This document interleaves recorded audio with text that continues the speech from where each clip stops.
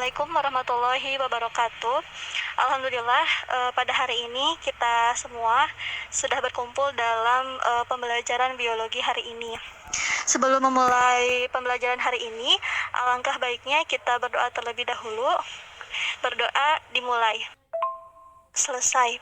Apa kabar semuanya hari ini? Semoga semuanya dalam keadaan baik-baik saja, dan semoga Allah selalu memberikan rahmat dan karunia-Nya pada hari ini. Amin.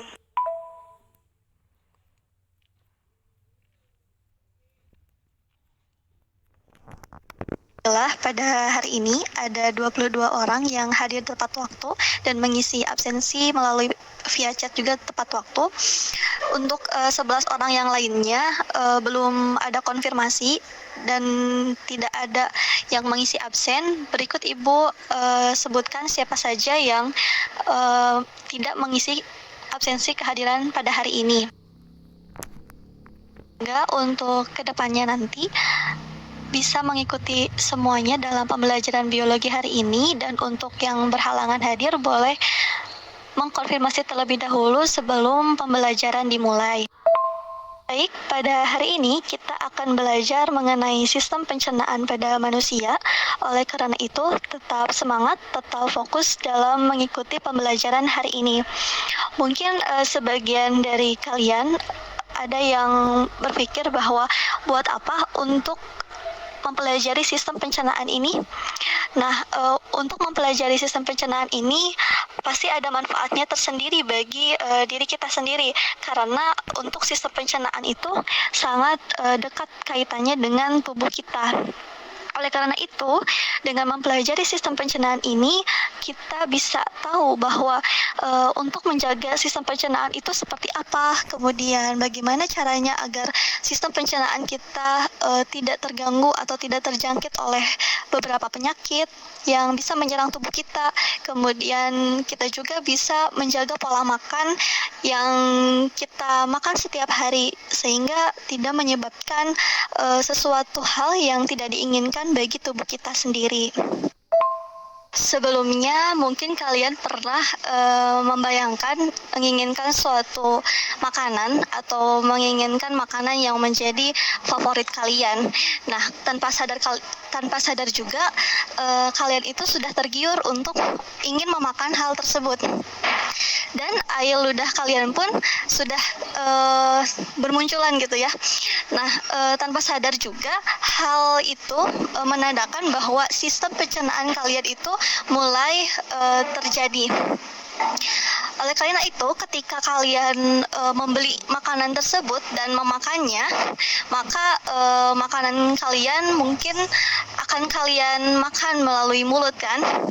Nah, melalui mulut akan dirubah menjadi bagian-bagian yang terkecil, asalnya makanannya itu besar, dalam bentuk besar, kemudian ketika digigit, dihaluskan akan menjadi bagian yang kecil, dan kemudian akan dilumasi oleh air liur sehingga makanan tersebut mudah dicerna oleh tubuh kita. Dan setelah dicerna oleh organ-organ tubuh kita, makanan tersebut akan berubah menjadi energi yang akan digunakan dalam aktivitas sehari-hari kalian. Karena itu, untuk materi sistem pencernaan ini, tujuan pembelajaran hari ini adalah yang pertama, yaitu siswa mampu menghayati dan mengamalkan ajaran agama yang dianutnya. Kemudian yang kedua, siswa mampu menunjukkan perilaku jujur, disiplin, tanggung jawab, dan percaya diri. Kemudian yang ketiga, itu siswa mampu memiliki keterampilan berpikir, kreatif, serta mampu menggunakan metode sesuai kaidah keilmuan. Kemudian yang keempat, itu siswa mampu menyebutkan sistem pencernaan pada manusia sesuai dengan materi melalui metode ceramah. Kemudian yang kelima, itu siswa mampu menjelaskan sistem pencernaan pada manusia sesuai dengan materi melalui metode ceramah juga. Kemudian yang keenam, itu siswa mampu menentukan gangguan sistem pencernaan pada manusia sesuai materi melalui discovery learning. Dan yang ketujuh, itu siswa mampu menganalisis sistem pencernaan manusia dan gangguan sistem pencernaan manusia sesuai dengan materi melalui discovery learning. Materi yang akan dipelajari pada hari ini itu meliputi sistem pencernaan pada manusia dan gangguan pada sistem pencernaan.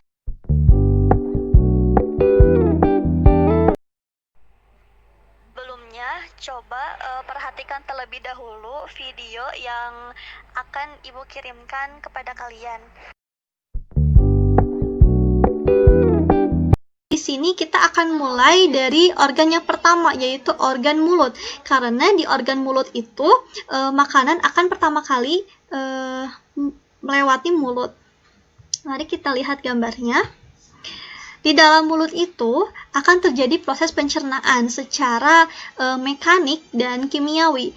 Nah, pencernaan secara mekaniknya itu akan dilakukan oleh gigi, dan pencernaan secara kimiawi itu akan dilakukan oleh enzim amilase atau enzim petialin yang ada di dalam air ludah, sehingga akan mengubah amilo menjadi maltosa. Di sini ada beberapa organ yang menyusun dari mulut itu. Yang pertama ada bibir. Nah, fungsinya bibir ini untuk menerima makanan. Jadi ketika makanan itu ada, maka pertama kali organ yang dapat menerimanya adalah di bibir. Kemudian yang kedua ada gigi. Dapat kalian lihat di sini ada beberapa organ gigi. Gigi ini fungsinya untuk menggigit, kemudian memotong, merobek, menyobek, dan mengunyah makanan. Nah, di sini ada beberapa struktur gigi. Itu ada mahkota gigi, kemudian ada leher gigi, dan ada akar gigi. Di sini ada beberapa anatomi gigi, yaitu ada email yang berwarna putih, yang ini, kemudian dentin. Setelah email, kemudian ada sementum. Sementum itu bagian lapisan luar akar gigi, agar gigi itu tetap melekat pada gusinya, sehingga gigi itu tidak mudah goyang ataupun mudah copot. Kemudian ada pulpa atau rongga gigi. Nah, di dalam rongga gigi ini tuh terdapat pembuluh darah dan serabut saraf hingga menjulur ke akar gigi. Jadi ketika kalian pernah dicabut giginya, maka akan keluar darah. Nah, berarti gigi itu terdapat pembuluh darah yang terdapat di pulpa. Di sini juga ada beberapa bentuk dari gigi, yaitu ada gigi seri. Dapat kalian lihat, ini gigi seri. Nah, fungsinya itu untuk memotong makanan. Kemudian yang kedua ada gigi taring. Fungsinya itu untuk menyobek makanan. Kemudian ada gigi geraham depan untuk mengunyah makanan, dan gigi geraham belakang untuk mengunyah dan menghaluskan makanan.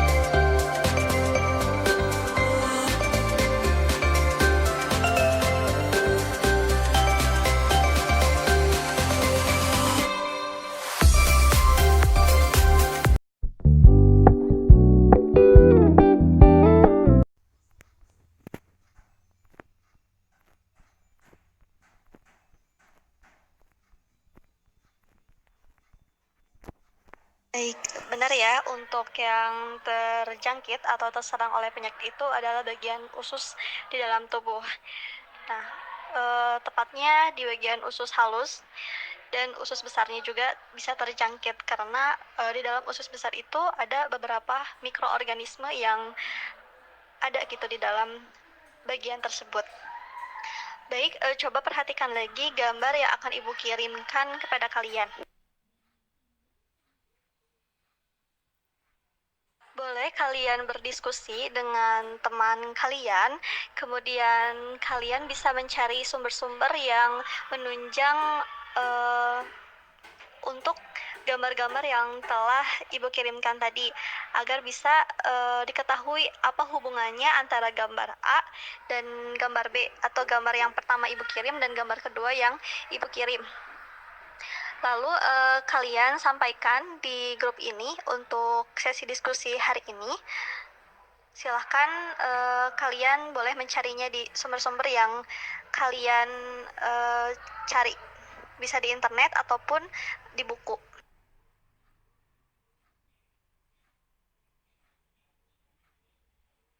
Kalian sudah mengetahui bahwa untuk gambar yang pertama dan gambar yang kedua itu berhubungan, dan untuk penyakit yang diderita oleh anak laki-laki tersebut adalah penyakit diare, di mana diare itu bisa disebabkan oleh berbagai faktor, bisa dari makan makanan atau makanan yang mengandung mikroorganisme tertentu sehingga menyebabkan hal yang tidak diinginkan di dalam tubuh kita, atau kita mengkonsumsi makanan yang terlalu pedas misalnya, bisa mengakibatkan diare pada tubuh kita, atau kita kelebihan minum atau makan vitamin C dan mengkonsumsi alkohol seperti itu, bisa juga menyebabkan penyakit diare. Dan diare ini tuh gejalanya dengan fesesnya itu lembek atau encer, dan untuk selang waktunya itu relatif cepat sehingga menyebabkan tubuh kita menjadi lemas. Dan biasanya mikroorganisme atau organisme yang ada di dalam tubuh kita yang paling banyak bakterinya itu ada di usus besar, di bagian usus besar. Jadi kemungkinan untuk penyakit diare ini terjadinya di dalam usus besar. Ibu akan menjawab pertanyaan dari Resti. Untuk diare dengan konstipasi itu berbeda. Untuk diare itu gejalanya dengan fesesnya itu lembek atau encer gitu ya, dan untuk pengeluarannya itu relatif cepat.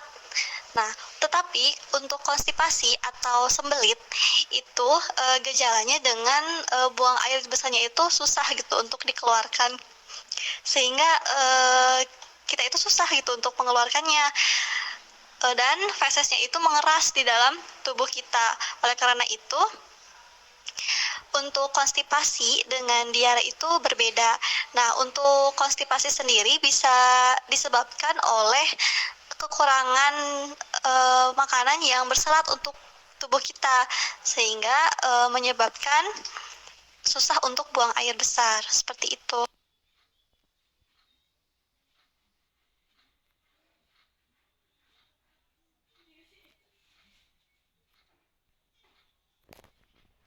Baik, untuk pembelajaran hari ini, Ibu berikan kalian materi berupa PPT tentang sistem pencernaan ini dan video yang menunjang pada materi hari ini, agar kalian dapat memahami lebih untuk materi sistem pencernaan pada manusia ini.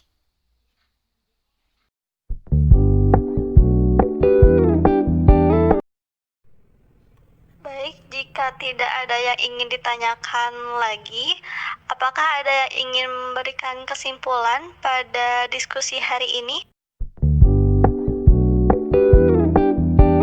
Silahkan kalian dapat simak penjelasan dari Ibu tentang sistem pencernaan pada materi hari ini.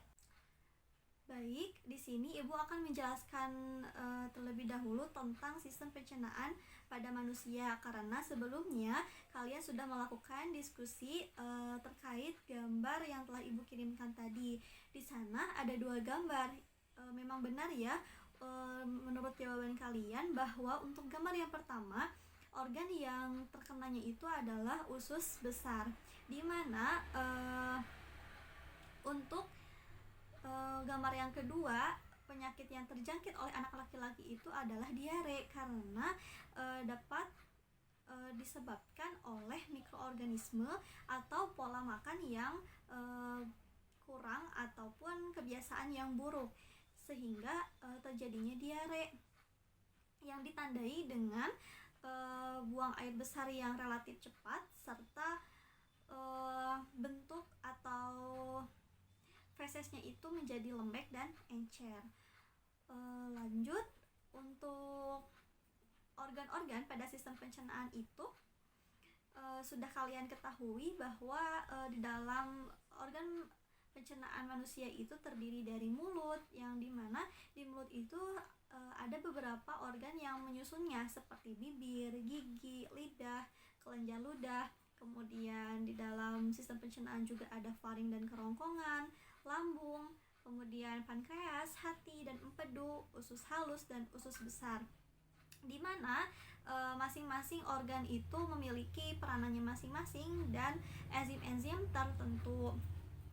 Dan selanjutnya di sini ada gangguan sistem pencernaan, yang dimana gangguan di sini itu ada beberapa bagian atau beberapa macam. Ada sariawan, kemudian konstipasi, gastritis, diare, dan karies gigi. Karena sebelumnya kalian sudah memperhatikan video yang Ibu kirimkan kepada kalian, maka di sini Ibu hanya mengulas sedikit tentang sistem pencernaan pada manusia. Selebihnya sebelumnya kalian sudah memperhatikan video yang telah Ibu jelaskan secara rinci.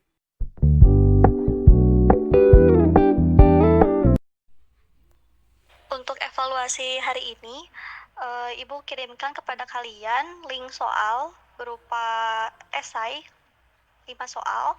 Kalian isi soal tersebut sampai hari ini jam 6 malam untuk pengisian soal tersebut. Untuk materi yang akan dipelajari minggu depan, kalian boleh membaca terlebih dahulu tentang sistem sirkulasi. Kalian pahami terlebih dahulu sebelum pembelajaran minggu depan. Baik, cukup sekian pembelajaran hari ini. Ibu tutup.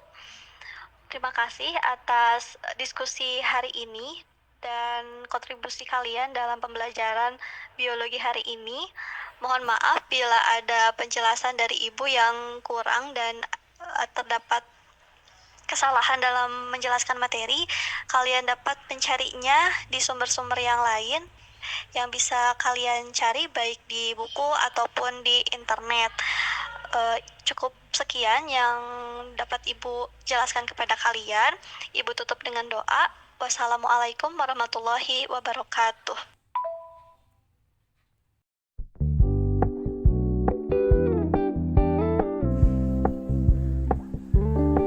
We're gonna keep it low key, keep it softly spoken, with no strings tying you to me.